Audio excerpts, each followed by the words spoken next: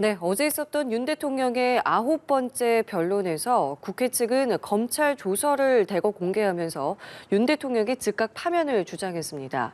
반면 윤 대통령 측은 부정선거 의혹을 거론하며 위법은 없었다고 주장을 했습니다. 또 내일 10차 변론은 예정대로 진행이 되겠습니다. 네, 관련 내용 포함한 정치권 이슈들 짚어볼 텐데요. 스튜디오에 홍석준 전 국민의힘 의원, 김종욱 전 청와대 행정관 자리했습니다. 두 분 어서 오십시오. 네, 안녕하세요. 안녕하십니까. 예, 어제까지 9차 변론이 진행이 됐습니다. 어제는 양측이 이제 주장을 정리하는 시간을 가졌는데요. 두 분께서 이제 저희가 이후에 뭐 내용을 차례대로 짚어보겠습니다만 일단 9차 변론을 어떻게 보셨는지 간략하게 좀 의견 여쭤보겠습니다. 예, 대통령 탄핵 제도는 그 1987년 87 헌법 체제 이제 접어들면서 대통령 5년 단임제와 더불어서 헌법재판소가 진행을 하도록 되어 있습니다. 그런데 우리나라처럼 전 세계에서 이렇게 대통령을 쉽게 탄핵할 수 있는 어떤 제도를 가진 국가는 없습니다. 그만큼 국민이 뽑은 대통령에 대해서는 상당히 탄핵을 할 때 좀 신중하게 해야 되는데 어제 9차 변론에서 국회 소추인단 이야기를 하는 거 보면 상당히 좀 이해할 수 없는 그런 어떤 좀 대목들이 많았다고 생각합니다. 예를 들면 신군부와 연상한 어떤 헌정 파괴다. 신군부가 2만 몇천 명의 병력을 동원하면서 정권을 찬탈하기 위한 어떤 비상계엄과 지금 현직 대통령이 불과 몇백 명을 동원한 그런 어떤 그를 가지고 신군부와 그렇게 동일하게 비교를 하는 것이라든지 또 김우수 소추위원 같은 경우는 대통령이 본인의 어떤 약점을 막기 위해서 국회를 봉쇄하고 정치인 체포 그런 어떤 이야기를 했는데 과연 어떤 명태균 어떤 게이트라든지 이런 어떤 약점을 과연 보완하기 위해서 대통령이 이런 비상계엄을 했겠는가 이것은 제가 볼 때는 좀 상식적으로도 말이 좀 안 되는 것이고 그리고 이미 김봉식 그 서울청장이라든지 이런 어떤 사람들이 국회 봉쇄는 없었다고 이야기를 했고 사실상 국회 봉쇄가 있었다면 어떻게 200명 가까운 국회의원들이 그리고 국회의장, 국회 직원들이 그렇게 쉽게 들어가서 비상계엄 해제 결의를 할 수 있는지 이거는 상식적으로 생각해도 말이 안 되는 것인데 이런 것을 가지고 현직 대통령을 탄핵을 주장을 하고 있는 것에 대해서는 저는 이거는 헌정사에 있어서도 굉장한 불행이고 국민들도 이런 어떤 점에 대해서는 쉽게 동의하기 힘든 어떤 탄핵 어떤 사유가 아닌가 생각이 합니다. 예, 어떻게 보셨습니까?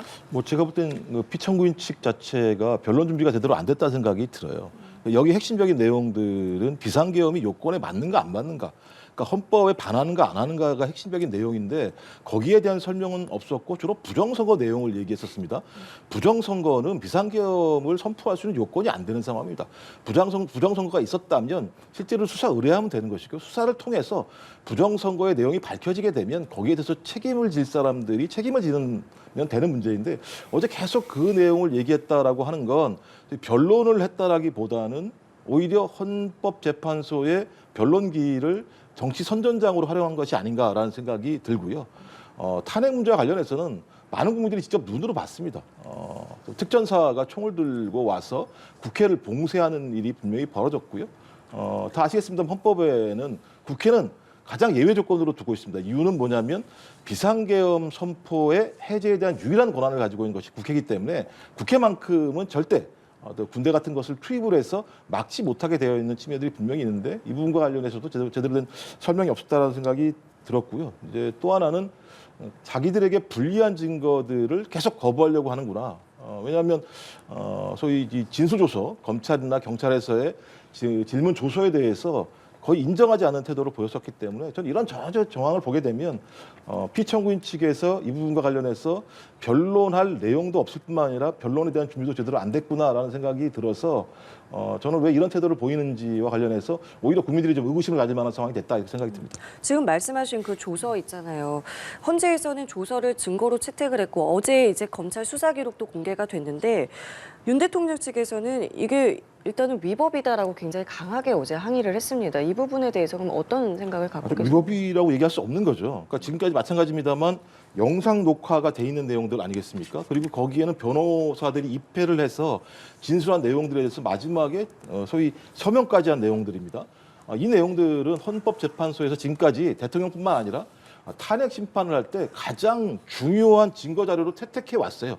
이번만 예외적으로 했다면 문제가 될 수 있을지 모르겠습니다만 박근혜 전 대통령 탄핵 때에도 마찬가지였었고, 그다음에 최근에 이상민 행정안전부 장관 탄핵 심판에서도 마찬가지였고, 이 영상 녹화라고 하는 부분들은 가장 중요한 증거로 채택이 된다라고 하는 부분들을 뻔히 알면서도 그랬다는 생각이 드는 것도 하나고, 하나는 지금 8차례 변론 과정에서 계속 증거 내용들을 가지고 서로 왔다 갔다 했던 거거든요.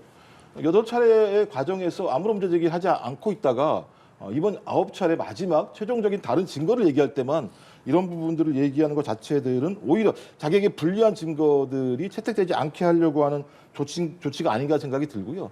그다음에 이런 어떤 증거 채택 같은 경우는 문영배 헌법재판관 혼자 판단하는 문제가 아니고요. 8명의 헌법재판관들이 평의를 거쳐서 만장일치로 합의를 하는 내용입니다. 근데 이 헌법재판관들은 어떻게 구성되느냐?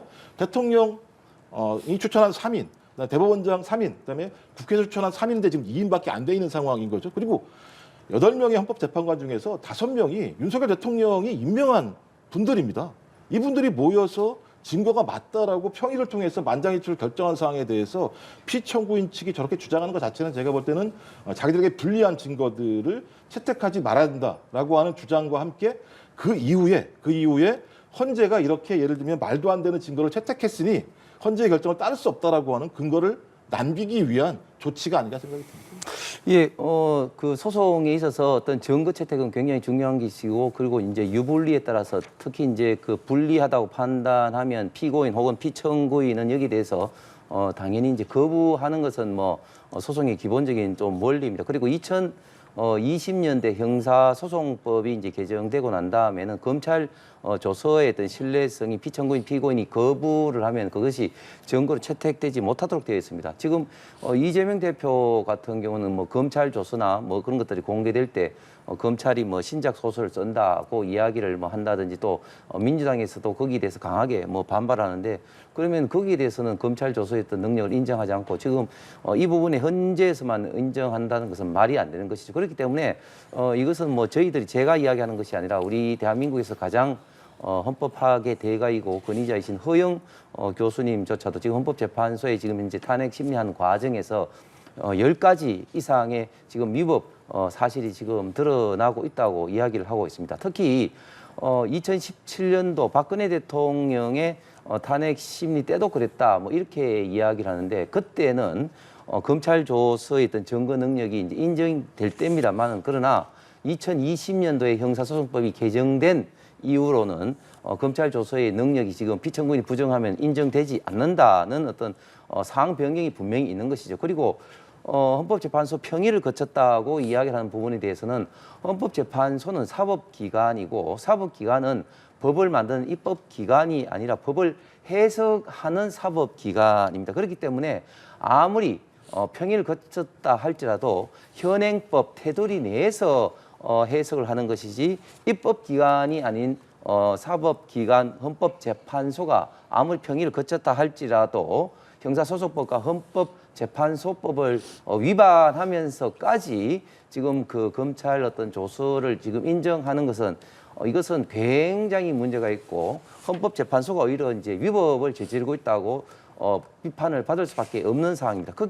특히 지금 조지호 청장 같은 경우는 지금 현재 그 본인이 지금 현재 그 혈액암 투병 중이기 때문에 지금 여러 가지 지금 어려운 어떤 가운데 있는데, 조지호 청장 바로 밑에 그 임무를 실질적으로 수행을 하는 김봉식 청장 같은 경우는 이미 국회를 봉쇄를 하지 않았다, 지시하지 않았다고 분명히 법정 정언을 했기 때문에 이 부분에 있어서도 굉장히 지금 현재 상충됨에도 불구하고 조지호 청장이 지금 현재 진술도 하지 않은 상황에서 이것을 일방적으로 검찰 조서를 인정하는 것은 저는 명백한 법 위반이고 사실 왜곡이라고 생각합니다.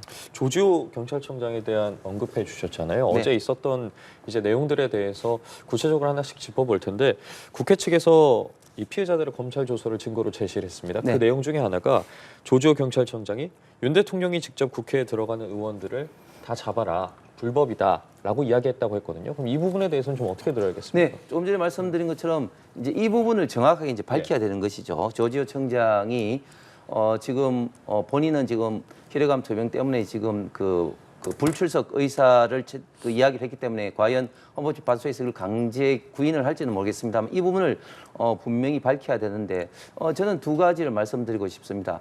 좀 전에 말씀드린 것처럼 일단 그러면 왜 이 명령을 구체적으로 수행을 해야 되는 김봉식 서울경찰청장은 분명히 질서 유지를 위해서 일부 경찰관이 나왔고 국회를 봉쇄하려는 어떤 의지도 지시도 없었다고 이야기를 법정 정언을 했습니다. 그리고 심지어는 이것이 이제 비상계엄이 해제되고 난 다음에 오히려 윤석열 대통령이 김봉식 청장한테 빨리 이제 뭐 이것도 해제가 되는데 충돌이 없도록 상황 관리를 잘 했다고 격려 전화를 오히려 받았다고 그 헌재에서 이야기를 했죠. 과연 대통령이 조지호 경찰청장에게 이렇게 봉쇄 지시를 했는데 그렇게 이제 국회의원이라든지 보좌관이라든지 직원들이 쉽게 들어갈 수 있도록 해서 비상계엄이 해제가 되는 것을 두고 과연 격려 전화를 했을까? 이렇게 보면 상식적으로 저는 그런 어떤 그 지시가 저는 없었다고 생각합니다. 두 번째는 실질적으로 그때 저도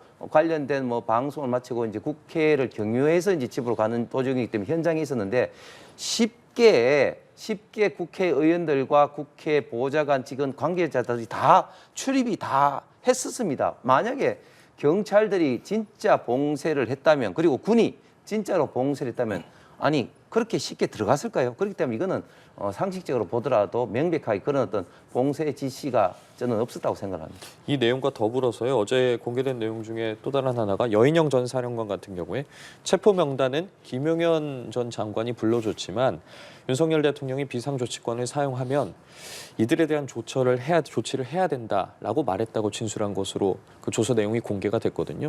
여러 가지 어제 공개된 이 내용들에 대해서는 전반적으로 어떻게 보셨습니까? 그러니까 제가 볼 때는 지금 구체적인 상황, 그러니까 현장에서 소위 내란이 어떻게 전개됐는지에 대한 구체적인 상황들이 진술 조서로서 밝혀지는 내용들이 나오고 있는 거죠. 그러니까 그다음 우리가 알고 있었던 어떤 당시 내란 사태의 상황 자체에 대한 퍼즐이 다 맞춰지고 있는 내용들이 진술 조서로 좀 등장하고 있다는 생각이 드는 것이고 이거 얘기하기 전에 아까 그 말씀하셨던 예를 들면 형사소송법과 관련해서 소위 예를 들면 증거 채택 문제와 관련해서 본인이 진술 조서로 한 것과 관련해서는 형사재판에서는 본인이 그걸 부인하면 그것을 인정하지 않는다고 말씀하셨는데요.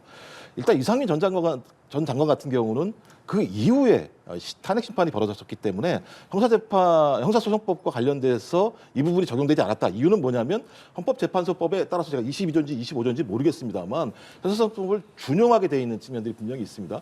따라서 헌재 같은 경우는 진술조서를 갖다 계속 인정해 왔다라고 하는 측면들이 있기 때문에 형사소송법과 헌법재판소법은 이 증거채택과 관련해서 다르게 이것들을 바라보고 있다는 말씀을 드리는 거 하나고요. 지금 계속 나오고 있는 핵심적인 내용들이 그런 거 아니겠습니까? 그러니까 대통령이 체포 지시를 했는지 여부 가장 중요한 핵심인 거죠. 왜냐하면 이거는 반헌법적인 내용들이고 실제적으로 이 내용들이 확인된다면 소위 내란에 의한 범죄가 입증이 되는 측면이기 때문입니다. 근데 이건 조지호 청장, 전 경찰청장만 얘기될 부분들이 아닌 거고요.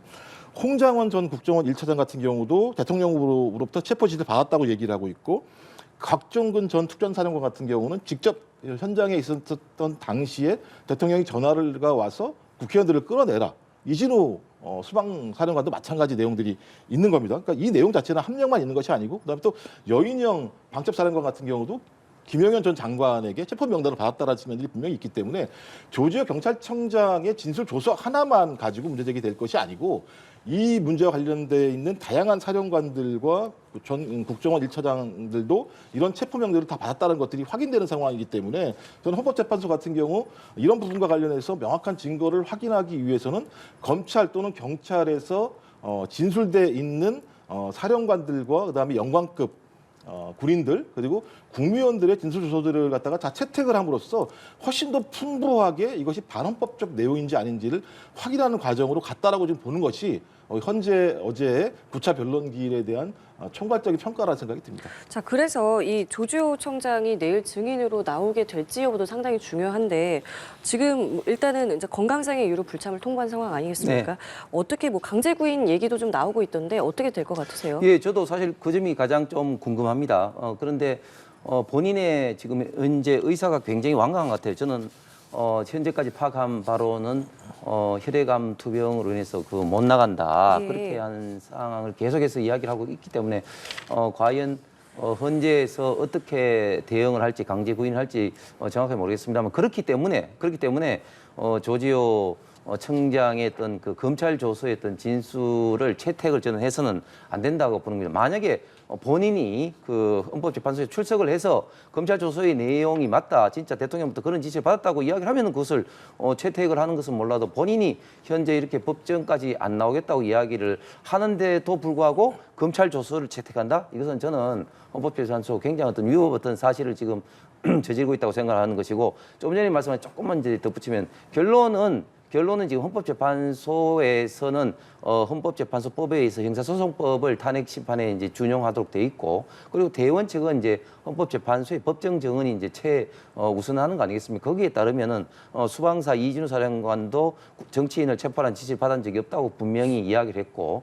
홍장원 차장의 어떤 메모조차도 지금 현재 그 메모의 어떤 신뢰성이 굉장히 지금 문제가 되고 있지만 홍장원 차장조차도 대통령으로부터는 분명히 그런 어떤 정치인 어떤 체포를 받은 것이 아니라 여인영 방첩 사령관부터 이야기를 들었다는 이야기인데 그조차도 지금 여인영 방첩 사령관 거기에 대해서 지금 부정하고 있는 거 아니겠습니까? 그리고 아니 상식적으로 생각할 때 만약에 대통령이 군과 경찰이 그런 어떤 지시를 했다면 그 많은 어떤 정치인들에 대해서 한두 사람이라도 체포 시도조차도 있어야 되는데 누구 한 사람이라도 어떤 경찰관이나 뭐 군이 와서 나를 뭐 체포하려는 시도가 있었다 그런 이야기한 사람이 있었습니까? 저는 그런 어떤 정황적인 상황으로 봤을 때에는 지금 현재 그 대통령이 이야기하듯이 지금 아무런 어떤 실체가 없는 것을 일부 어떤 민주당 의원이 이런 어떤 공작에 의해서 지금 현재 만들어지고 있는 어떤 내란 어떤 프레임으로 간다 그렇게 지금 보여집니다. 그러니까 당장 내일 나올지 안 나올지도 모르고 내일 증인으로 채택된 상황에서 이걸 검찰 조서를 벌써 채택하고 이렇게 공개한 것 좀 무리한 것이 아니냐라는 말씀이신데요. 왜냐하면 구차 변론 과정 자체의 내용이 지금까지 채택되지 않았던 증거, 그러니까 지금까지 확인되지 않았던 증거에 대해서 확인하는 과정들이 있는 거기 때문에 그 증거 내용들에 대해서 헌법재판소 앞에서 재판관들에게 이러이러한 내용들이 있는데 이런 부분들과 관련해서 소위 이후에 헌법 심판, 최종적인 심판을 할 때 어떤 거기에 대한 많은 예를 들면 참조를 하라라고 한 내용들인데 그게 뭐가 문제가 있을지 전자 그렇게 모르겠다라는 생각이 드는 것이고 지금 계속 말씀하시는 게 체포에 대한 아무런 조치가 없었다고 말씀하시는데 일단 제가 아까 말씀드렸습니다만 국정원 제1차장 같은 경우도 직접적으로 그 내용을 들었고 그 내용을 들은 이후에 여인영 방첩사령관에게 전화 통화를 했더니 구체적인 명단을 적어줬다고 얘기를 하고 있고 조지호 경찰청장도 그 명단을 들었다고 얘기하고 있고 여인영 방첩사령관이 지시했다라고 하는 자기 부하 같은 경우도 명단을 들었다고 얘기하는데 이 세 가지의 명단 내용 자체가 매우 구체적입니다. 그러면 이 구체적인 명단만 있는 게 아니고 그 이후에 국방부 조사본부나 또는 경찰 내에다가 실제적으로 체포를 추진하기 위해서 사람들을 보내라는 얘기까지 다 진행이 된 거예요. 만약에 저희 1시경에 국회에서 비상계엄이 해제돼서 통과가 되지 않았다고 한다면 저는 이게 실행됐을 거라고 생각이 드는 것이죠. 저는 이런 과정들이 다 있었기 때문에 예를 들면 지금 비상계엄이라고 하는 소위 요건도 안 맞는 비상계엄을 통해서 국회를 봉쇄하고 민간인을 체포하려고 했었던 행위 자체가 문제인 거지 아무것도 벌어지지 않았다? 지금부터 어떻게 아무것도 안 벌어졌다고 얘기할 수가 있죠? 왜냐하면 많은 군인들이 등장을 했었고 실제적으로 체포를 하기 위해서 그 이행 준비를 하고 있었던 것들이 다 밝혀지고 있는데 거기에 대해서 아무런 일도 없었다고 계속 말씀하시는 건 대통령이 얘기했던 그냥 경고성 계엄이었다라고 하는 측면으로만 이 내용들을 축소하려고 하는 것 같은데요. 최근 나온 증거에 의하면 소위 이 비상계엄이라고 하는 준비가 작년 초부터 준비됐다는 내용들이 하나하나 밝혀지고 있는 상황 아니겠습니까?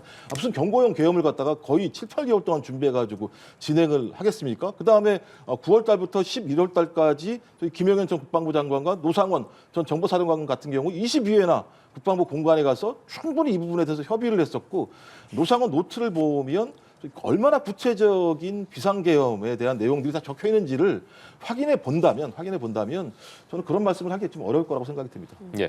그리고 어제 계엄 선포 전에 이 국무회의의 적법성을 따지기 위한 국무위원들의 조서도 함께 공개가 됐습니다.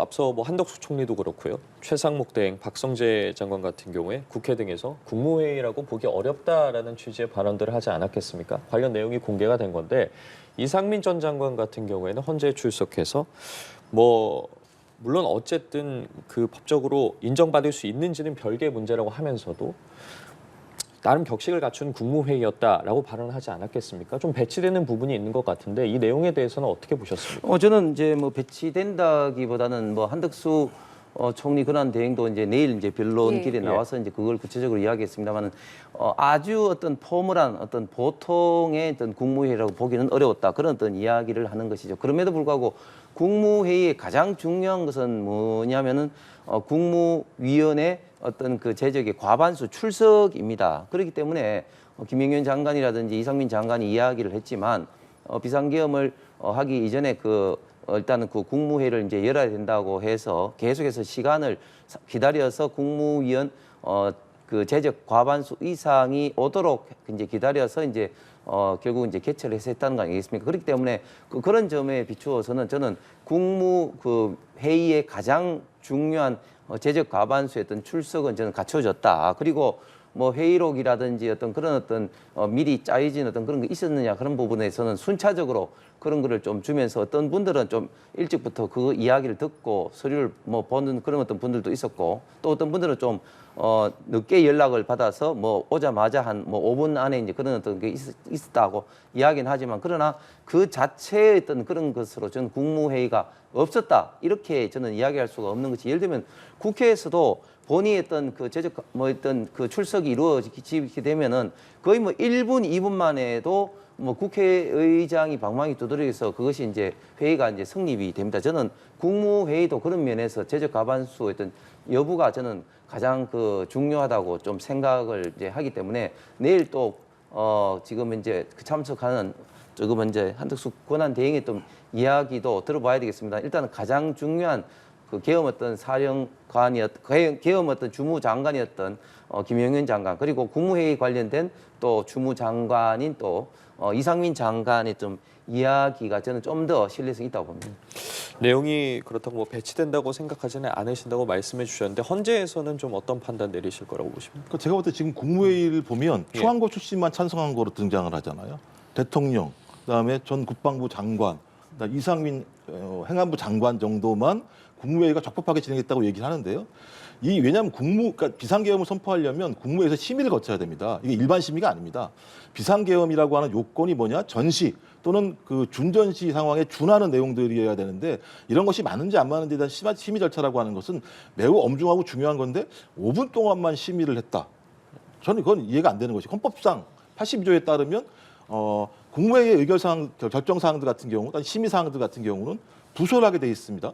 근데 그 내용도 아무것도 존재하지 않습니다. 그러면 헌법에서 규정되고 있는 비상계엄의 요건도 되지 않으며 절차와 형식 같은 경우도 다 지키지 않았다라고 소위 충암고등학교 출신 3인 국무위원을 제외하고 다수의 국무위원들은 본인 스스로가 국무회의라고 생각하지 않는다라고 다 얘기하고 있습니다. 특히 가장 중요하게는 뭐 내일 나와서 발언을 하시겠습니다만 한덕수 국무총리조차도 자기들은 모두 다 반대했었고 그다음에 이건 국무회의라고 생각하지 않는다라고 얘기를 했었습니다. 전 그렇다면 3인의 얘기, 소위 주로 비상계엄을 준비했다라고 생각되는 이 3인의 얘기가 맞을 것인지 아니면 나머지 다수의 의견이 맞을 것인지에 대해서 헌법재판소에는 재판관들이 판단할 거라는 생각이 들고요. 또 하나는 윤석열 대통령이 그 당시에 6명에 대해서만 전화했다는 거잖아요.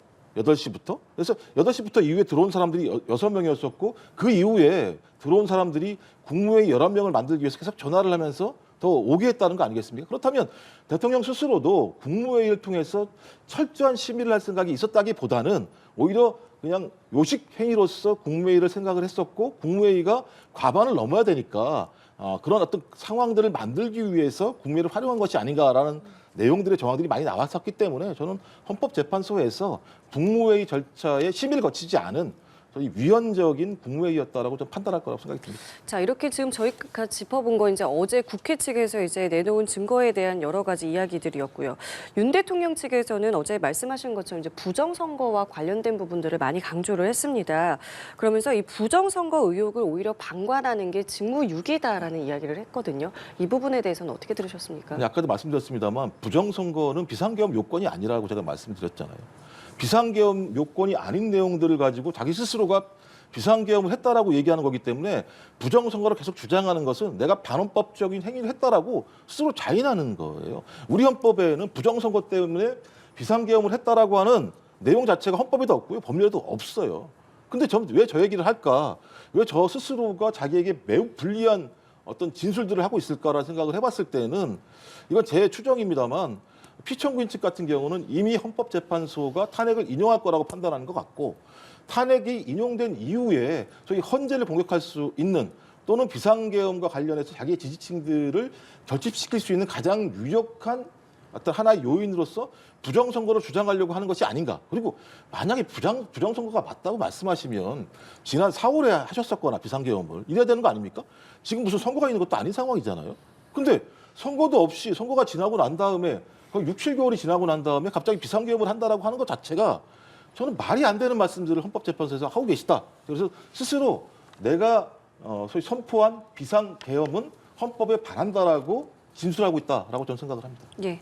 예, 그 어제 이제 부정선거가 조금 이제 강조되게 보였던 뭐 이유는 사실은 부정선거를 잘 아시처럼 이제 영장 발부라든지 이런 것들은 결국 이제 법원에서 이제 받아야 되는데 그 법원이 결국 또 선관위원장을 또 다 겸하고 있기 때문에 보통 때는 할 수 없어서 이런 어떤 비상계엄을 통해서 이런 어떤 부정선거 의혹을 이제 밝히겠다. 그리고 실질적인 어떤 지난 어떤 국정원 3차장의 이야기도 있었습니다만은 지금 선관위에서 여러 가지 어떤 선거 관리, 특히 사이버 보안상의 여러 가지 어떤 문제로 인해서 내부 분리망도 안 된 거라든지 또 북한이라든지 이런 어떤 해킹의 흔적이 있는 것이라든지 특히 또 지금까지 선관위에서 변명해왔던 것들이 완전히 거짓말로 드러난 것이 예를 들면 외부에서 이런 어떤 선거인 명부를 조작할 수 있다든지 아니면 또 가공의 인물도 투표할 수 있다든지 이런 것들이 이제 가능했었다 이런 어떤 이야기도 있었습니다만은 이런 어떤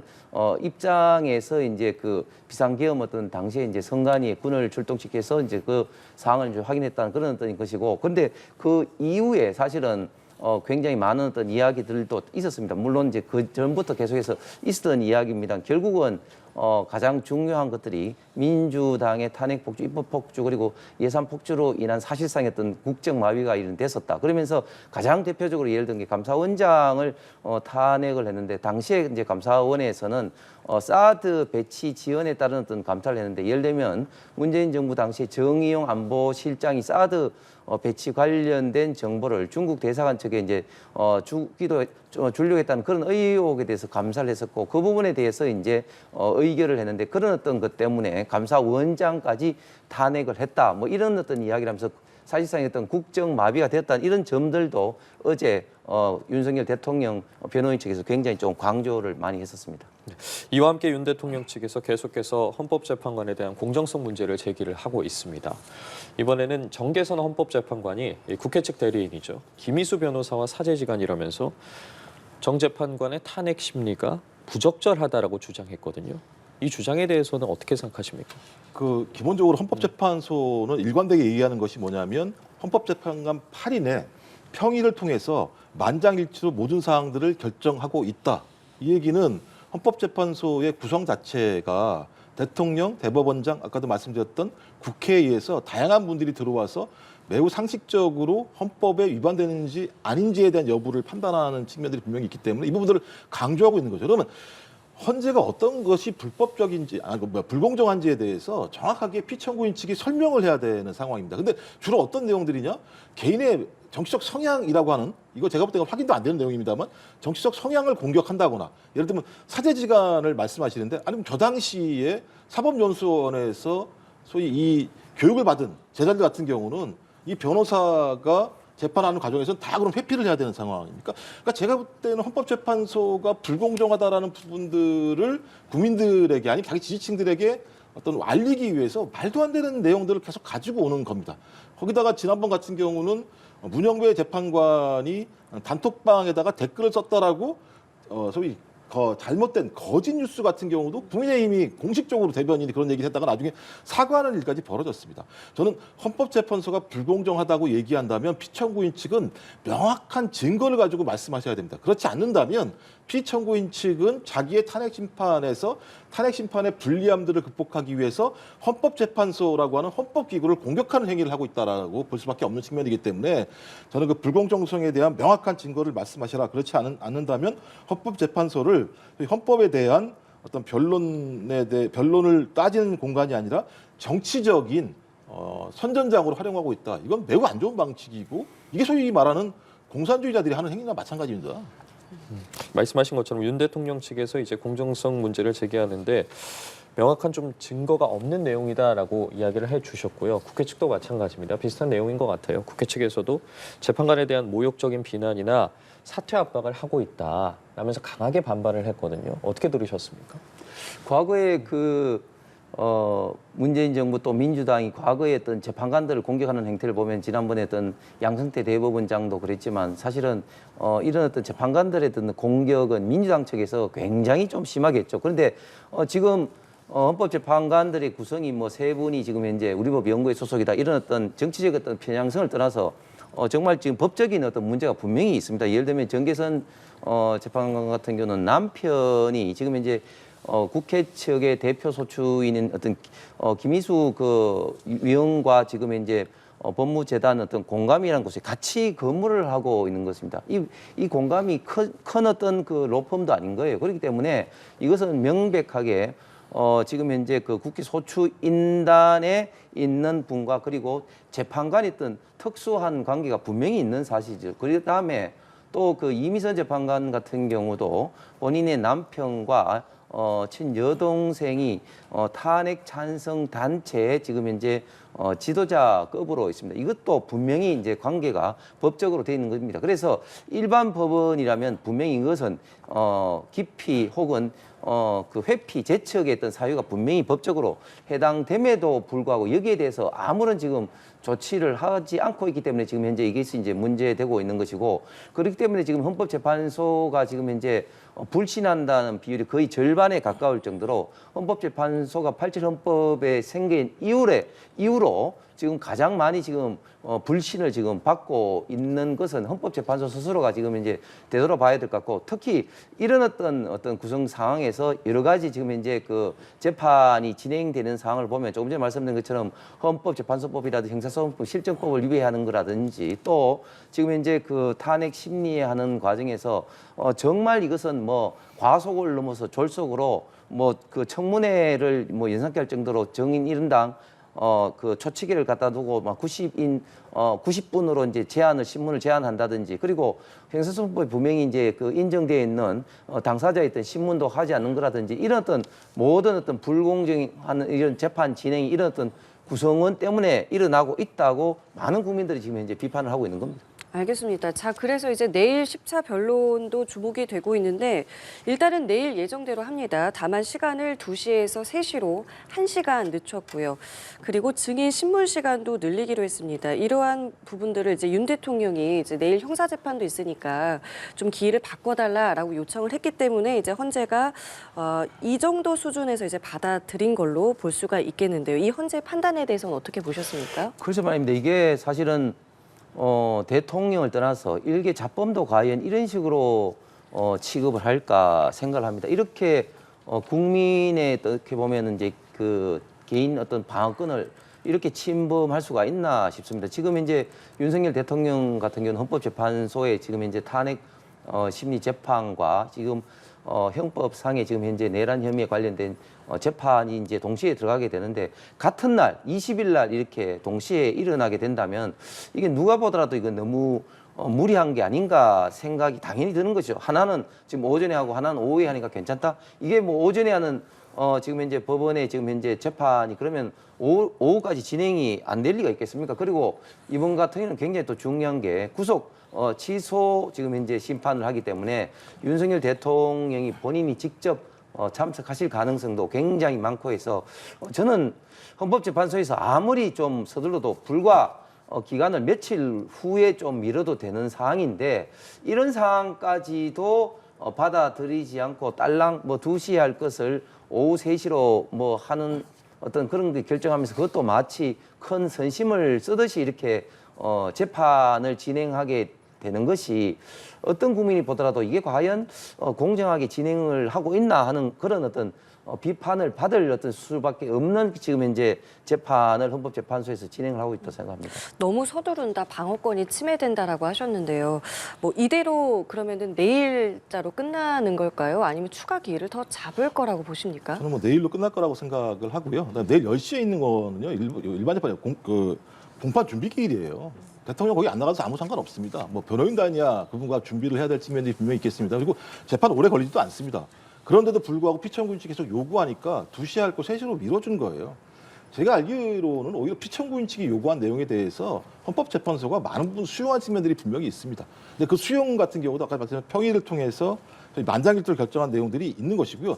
대통령 탄핵 심판은 이중적인 의미가 있습니다. 그러니까 대통령을 탄핵하는 자체가 대한민국에 매우 엄중한 문제이기 때문에 이 부분에 대한 정확성을 기해야 됩니다만 또 계속 대통령에 대한 탄핵 심판이 늦어지게 되면 이 직무대행 체제가 계속 유지되는 이런 변동성들이 분명히 있어요. 그래서 가급적 중대하지만 빠른 시일 내에 끝내야 되는 측면들이 많은 것이고 그다음에 형사재판과 헌재 심판이 동시에 벌어지는 이유는 뭐냐면 윤석열 대통령 스스로가 비상계엄을 선포했는데 위헌적인 비상계엄을 선포했었고 그 내용 자체가 대통령은 다 소추가 되지 않습니다만 내란 범죄를 범했다라고 지금 혐의를 받고 있기 때문에 이 두 가지 재판이 벌어지고 있는 겁니다. 그러니까 이 모든 원인은 윤석열 대통령에게 있는 거예요. 헌법재판소랑 아무런 상관이 없는 거고요. 그다음에 형사소송법상 내란죄 같은 것도 마찬가지입니다만 이게 뭐 민주당이 한 게 아니지 않습니까? 대통령이 임명한 공수처와 검찰, 경찰이 수사를 해서 수사한 이후에 체포영장도 발부하고 구속영장도 발부를 했고 법원이 그 구속영장을 갖다 발부를 해줬기 때문에 구속이 된 상황에서 형사재판이 벌어지고 있는 상황입니다. 저는 이런 모든 원인들이 대통령에게 있는데 그 대통령에 대한 원인을 헌법재판소에 있는 것처럼 프레임을 만들어내는 작업들을 하고 있다라는 생각이 들어서 좀 매우 부당하다는 생각이 들고 속도가 빠르다고 얘기하는데요. 과거에 노무현 전 대통령 같은 경우가 7회 변론 기일이 있었고 그다음에 박근혜 전 대통령 같은 경우가 17회 변론 기일이 있었습니다. 지금 10회인데요. 박근혜 전 대통령 같은 경우는 본인이 직접 나오지 않았습니다. 따라서 상당히 물을 것이 많았을 뿐만 아니라 사건, 그러니까 위법적인 내용들이 너무나 많았었기 때문에 많은 증인들을 불러야 됐기 때문에 이런 일이 벌어졌습니다. 저는 10차 변론기를 한 것이 매우 빠르다라고 말씀하시는 그 근거가 어디에 있는가? 제가 볼 때는 계속 말씀드립니다만 헌법과 법률에 근거한 것이 아니라 저희 헌법재판소의 결정 자체의 정당성들을 허물어 버리기 위한 정치적인 쟁점을 부각시키는 거라고 저는 해석할 수밖에 없습니다. 예, 알겠습니다. 말씀해주신 부분들을 비롯해서 헌재가 어떤 결정을 내릴지도 지켜봐야겠는데, 자, 이런 상황 속에서 수사기관의 수사도 속도를 내고 있습니다. 어제는 언론사에 대한 단전 단수 지시 의혹과 관련해서 경찰이 이상민 전 장관의 자택, 또 허석훈 소방청장 등에 대한 압수수색을 진행을 했거든요. 지금 계엄 사태가 벌어진 지 이제 2달이 지났습니다. 당사자들은 부인하고 있는 상황이고, 이와 관련된 내용 앞서 헌재 변론에서도 이상민 전 장관 같은 경우에 발언을 하기도 했는데 현 상황과 관련해서는 어떻게 바라보고 계십니까? 지금 이상민 장관 같은 경우는 분명히 이제 언론사에 단전 단수를 지시한 적이 없다고 이야기했고 소방청장도 초기와는 다르게 이상민 장관이 명확하게 언론사에 대한 어떤 단전 단수 지시를 한 것은 아니었다 그렇게 좀 이야기를 하고 있습니다. 지금 12.3 비상계엄 직후에 지금 보면은 너무나 많은 어떤 가짜 뉴스들이 의도했건 의도치 않았건 많이 이제 발생을 했었죠. 그래서 우리가 지금 와서 이제 생각을 해보면 그런 것들이 정말 어떤 가짜 뉴스였구나 지금 생각을 하는 겁니다. 예를 들면 국회 당시에 갔을 때 병력이 실탄을 지급했다, 장갑차가 나갔다 하는 것들이 다 지금 가짜 뉴스로 나왔죠. 그리고 처음에 이제 많은 어떤 또 정치인들도 가장 놀라게 했던 것이 결국은 이제 체포 명단 이후로 체포조가 있었고 그것을 이제 방첩사 구금 시설에 구금을 한다고 해가지고 조국 그 당시에 그 의원 같은 경우에는 그렇게 물으니까 방첩사 참모장이 우리는 그런 시설이 없다 해가지고 사실은 굉장히 좀 당하는 그런 어떤 국회의 어떤 장면도 있는데 이제 와서 이렇게 생각을 해보면은 그런 것들이 전부 다 어떻게 보면은 이런 어떤 탄핵과 내랑을 선동하기 위한 어떤 그런 어떤 저는 공작이었다 보고 그리고 또 이런 것들에 대해서는 헌법재판소에서만 이것을 정말 정인들을 부르고 해서 정말 그 객관적으로 시시비비를 가려야 되는데 이런 사항들을 지금 이제 다 묻어버리고 결정을 하게 된다면 정말 저는 올바른 결정이 아니고 역사에 두고 후회가 되는 그런 어떤 결정이 될 가능성이 많은 것이죠. 예를 들면 박근혜 대통령 때 어떻게 했습니까? 뇌물 이런 부분은 빼가지고 그것이 나중에 법원을 가는 것 법원에 갔는데 결국은 그런 것들이 다 무죄로 이제 결정이 난 것이죠. 그렇기 때문에 이런 부분에 대해서는 좀 더 헌법재판소에서 면밀히 봐야 되는데 지금 그 박근혜 대통령 같은 경우 변론기일이 17회가 열렸습니다. 지금 이번이 이제 내일이 10회인데 10회로 과연 이런 것들이 다 지금 우리가 이야기하고 있는 이런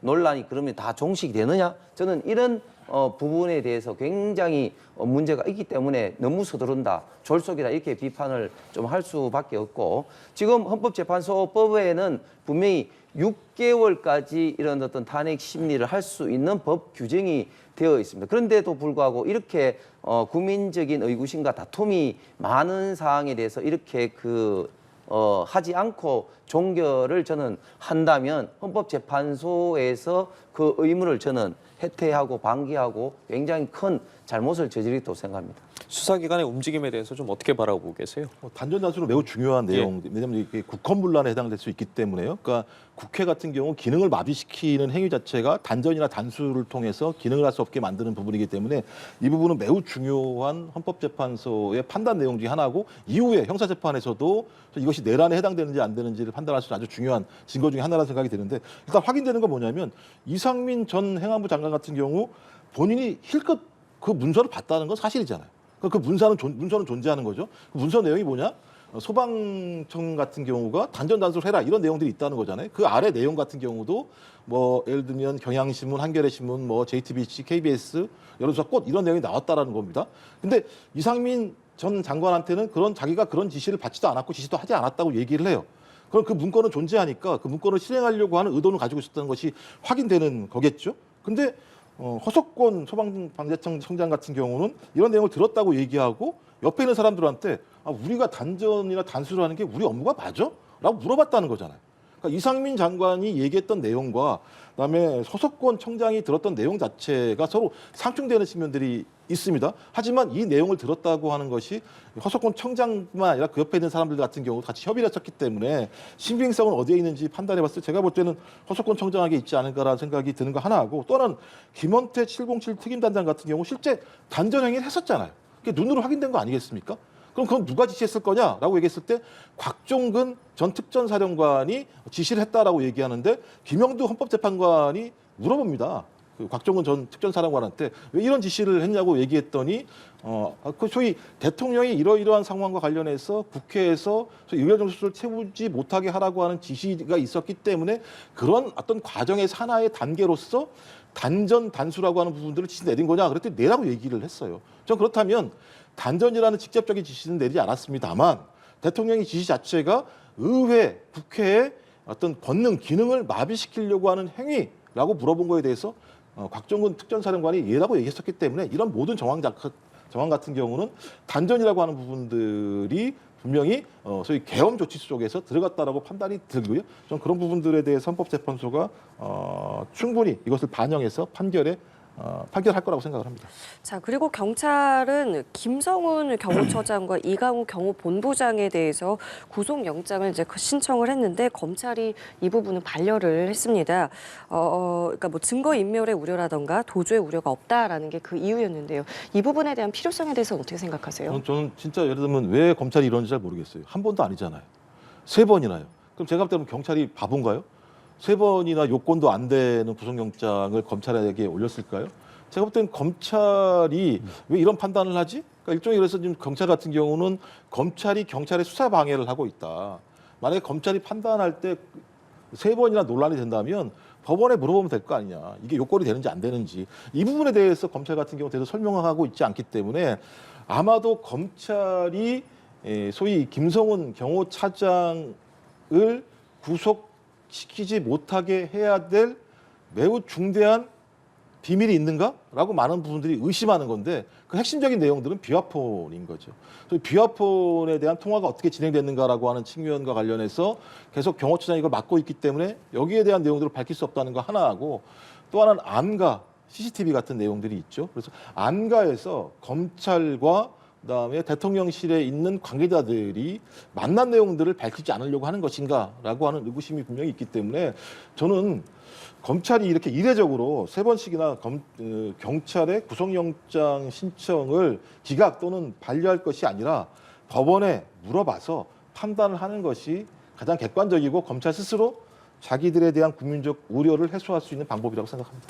검찰이 경찰의 수사를 방해하고 있다라고 하셨습니다. 지금 저는 경찰이 좀 굉장히 좀 고집을 부리고 있다고 생각합니다. 왜냐하면 과연 지금 이제 저런 어떤 김성훈 경호처장이라든지 이광호 경호본부장에 대한 어떤 체포에 대한 그리고 구속에 대한 어떤 실익이 있는지 잘 모르겠습니다. 왜냐하면 이미 관련된 사람들, 예를 들면 군사령관이라든지 경찰청장이라든지 서울청장 그리고 심지어 대통령까지도 지금 이제 구속돼 있는 상태입니다. 과연 뭐 경호처장과 지금 경호본부장을 불러서 어떤 실익이 있는 겁니까? 예를 들면 비아폰만 하더라도 비아폰 거기에는 뭐 자라기처럼 아무런 어떤 그런 어떤 자료가 없고 그냥 어떤 통화 기록만 있는데 예를 들어서 지금 이제 경호처장이 갖고 있는 어떤 비아폰이 어떤 의미가 있는 겁니까? 그리고 또 안가를 이야기했는데 안가 부분에 있어서 경호처장이 그러면 구속된다고 해서 안가 관련된 CCTV라든지 이런 것을 다 볼 수도 있는 겁니까? 그렇지 않다는 거잖아요. 그러니까 지금 개별적인 어떤 사람에 대해서 저렇게 한다는 것은 제가 볼 때는 경찰이 고집을 부리고 있다. 그리고 고집을 왜 부리느냐? 처음에 대통령을 공수처와 더불어서 경찰이 체포하려고 할 때 1차로 저지를 했고 그리고 그런 데서 따른 어떤 불만이 있고 거기에 따른 어떻게 보면 보복성 이런 어떤 그 구속 체포를 계속해서 하려고 하는 그런 어떤 고집이 아닌가 생각합니다. 예, 알겠습니다. 자, 이번엔 이 내용도 두 분께 좀 여쭤볼게요. 조기 대선의 가능성입니다. 이 가능성을 염두에 두고 양 당의 움직임도 굉장히 활발해지고 있는데 민주당 같은 경우에 이재명 대표 오늘 5개 야당이 모두 참여하는 범야권 연대, 일명 내란 종식 원탁 회의를 출범을 하게 됩니다. 비명계의 움직임도 여러 가지 포착이 되고 있다고 해야 될까요? 움직임이 굉장히 활발해지고 있는 것으로 보이는데 민주당 내부에서의 움직임에 대해서는 좀 어떻게 바라보고 계십니까?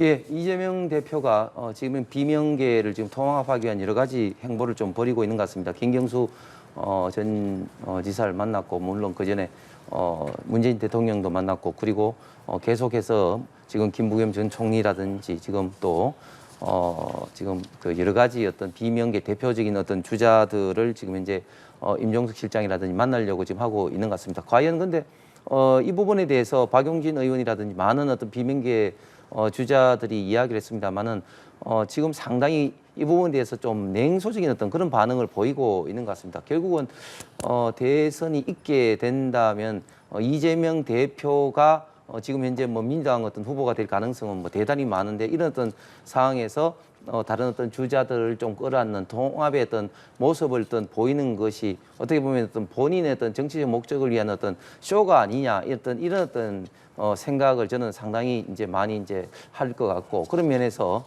박용진 의원 같은 경우는 이재명 대표가 일관성도 없다 그리고 어떻게 보면 좀 신뢰성이라든지 또 정체성 이런 어떤 부분에 대한 어떤 비판도 많이 했고 김경수 지사라든지 임종석 실장도 유사한 어떤 이야기를 했는데 이런 어떤 이재명 대표의 어떤 신뢰성 어떤 회복 이런 어떤 문제가 비명계 주자들을 이제 안는 문제뿐만 아니라 또 국민들의 어떤 지지도를 얻는 데 있어서도 가장 중요한 어떤 문제인 것 같은데 이재명 대표는 사실 어제 말이 또 오늘 다루고 하는 어떤 그런 것들 가장 최근에 어떤 우클릭 행보를 보이기 위해서 뭐 주 52시간 어떤 그런 어떤 유연한 문제를 해결하는데 국회에서 연설을 할 때는 또 주 4일제로 이야기하는 것이라든지 또 얼마 전까지만 하더라도 일본과 어떤 그런 것을 이제 비판을 하면서 후쿠시마 방류가 제2 태평양 전쟁이라든지 또 일본과의 어떤 군사의 협력은 자유대가 또 한반도에 진주할 수 있다 이런 어떤 비판을 하다가 또 갑자기 한미일 군사 협력은 우리 국익에 유리하다는 그런 식으로 이야기를 하니까 워낙 말이 좀 자주 바뀌기 때문에 신뢰성이 저는 기본적으로 상실됐다. 이런 문제 때문에 저는 국민들의 어떤 지지도도 박스권 내지는 계속적인 좀 하강 압력을 받고 있는 것이 아닌가 생각을 합니다. 지금 뭐 이재명 대표의 행보라든가 또 비명계의 움직임 또 이러한 움직임들에 대한 통합에 대한 이야기까지 굉장히 많이 여러 부분이 나오고 있는데 앞으로 좀 민주당이 어떠한 방향으로 움직일 거라고 보십니까? 일단 민주당은 지금을 비상 상황으로 보고 있는 거기 때문에 조기대선 문제 같은 경우는 그 이후의 문제인 거죠. 그러니까 헌법재판소에서 대통령에 대해서 탄핵을 갖다가 인용하게 되면 그 이후에 2달간 어떤 야당 진영 또는 민주당 내부에서 대선 후보를 선택하는 문제가 있기 때문에 지금 가장 중요한 부분들은 이재명 당대표가 얘기했듯이 헌정수호연대를 만드는 거다. 그래서 적어도 헌법을 무너뜨리려고 했던 세력에 맞서서 단단하게 단결한 것이 핵심적인 내용들이고 그 단단함을 위해서 뭐 김경수, 뭐 김부겸 이런 분들을 만나면서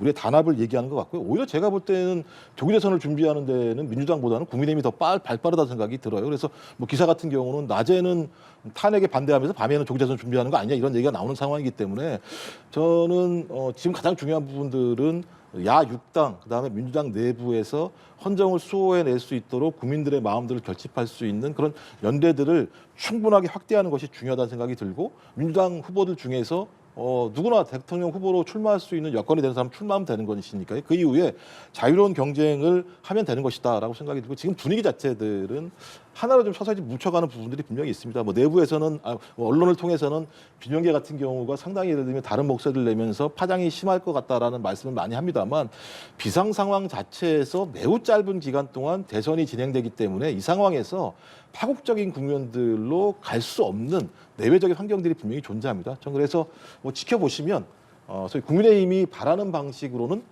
가지 않을 거라 저는 그렇게 판단을 합니다. 그럼 국민의힘이요. 이번에 한동훈 전 대표의 책이 이제 오늘부터 예약 판매가 되고 이제 아무래도 이제 이 책 출간에 맞춰서 이제 무언가 이제 복귀를 할 것으로 보이는데 이 복귀가요. 국민의힘 뭐 나아가서 뭐 정치권에는 어떤 영향이 있을 거라고 보세요? 저는 국민의힘은 매우 좀 곤욕스러울 거라 생각이 들어요. 그러니까 한동훈 전 당대표의 위치는 뭐냐면 비상계엄은 위법이야. 위헌이라고 본인이 당대표 시절에 즉각적으로 얘기를 했습니다. 이제 이 내부에서 이 파열음 때문에 당대표를 그만둬야 되는 과정들을 거치게 됐던 측면이 있거든요. 그러면 한동훈 전 당대표가 정계에 다시 돌아와서 활동을 한다라고 하는 것은 대선 후보를 전제로 하는 건데 대선 후보를 전제한다는 건 여전히 본인이 소위 대통령의 비상계엄이 위헌 위법적이라고 하는 요소들을 계속 주장할 거란 말입니다.